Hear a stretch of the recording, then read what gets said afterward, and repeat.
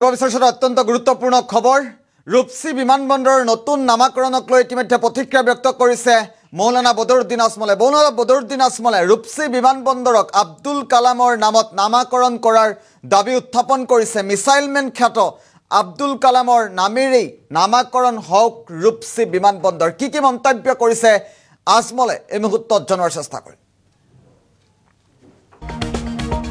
অত্যন্ত গুৰুত্বপূৰ্ণ খবৰ ৰূপসী বিমানবন্দৰৰ নতুন নামক লৈ আপত্তি আজমলৰ। আব্দুল কালামৰ নামেৰে নামাকৰণ কৰক ৰূপসী বিমানবন্দৰক, এই মন্তব্য কৰিছে মৌলানা আজমলে। মিছাইলমেন আব্দুল কালামৰ নামত হ'ব লাগে ৰূপসী বিমানবন্দৰৰ নাম। ৰূপসী বিমানবন্দৰৰ সৈতে মোৰ আবেগ জড়িত হৈ আছে, এই মন্তব্যও কৰিছে আজমলে। আজমলৰ মন্তব্য আছে, আমি পৰৱৰ্তী পৰ্যায়ত আজমলৰ মন্তব্যও শুনাম। মই বহুত দিন ধৰি কষ্ট কৰি ধুবুৰীত এটা বিমানবন্দৰ আনিছিলোঁ। ৰূপসী বিমানবন্দৰৰ নাম আব্দুল কালামৰ নামত হ'লে ভাল হ'ব, এই মন্তব্য কৰিছে মৌলানা বদৰুদ্দিন আজমলে।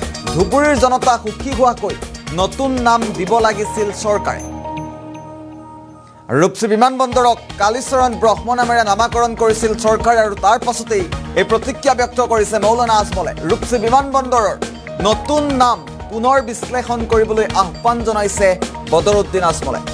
নতুন নাম কালীচৰণ ব্ৰহ্মক লৈ সুখী নহয় বদৰুদ্দিন আজমল। ৰূপসী বিমানবন্দৰ, ধুবুৰীৰ ৰূপসী বিমানবন্দৰক লৈ আপত্তি এবাৰ আজমলৰ। কালীচৰণ ব্ৰহ্মৰ নামেৰে যি নতুন নাম দিয়া হৈছিল, চৰকাৰে নতুন নাম প্ৰদান কৰিছিল, আৰু তাৰ পাছতে প্ৰতিক্ৰিয়া ব্যক্ত কৰিছে মিছাইলমেন খ্যাত